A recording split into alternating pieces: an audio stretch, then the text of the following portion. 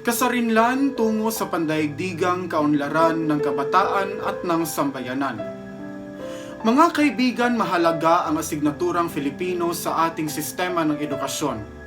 Ito ay hindi lamang isang asignatura, bagkus ito ay isang paraan upang mapanatili ang ating kultura at identidad. Sa pag-aaral ng Filipino, natututo ang mga mag-aaral ng mga mahahalagang aspeto ng ating kasaysayan at mga tradisyon. Ang wika ang nagsisilbing tulay sa ating pagkakakilanlan bilang mga Pilipino.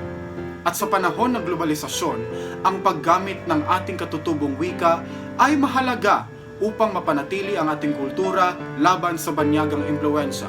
Halimbawa na lamang ang paglinang sa sariling wika ay nagiging daan sa mas epektibong pagtalakay sa mga lokal na isyu, kagaya na lamang ng kahirapan at kakulangan ng edukasyon.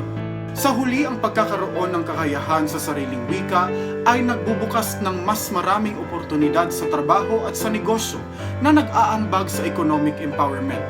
Kaya't nararapat lamang na manatili ang asignaturang Filipino sa ating curriculum upang mapanatili rin natin ang ating pagkakakilanlan at kultura sa gitna ng mabilis na pagbabago sa ating mundo sa kasalukuyan.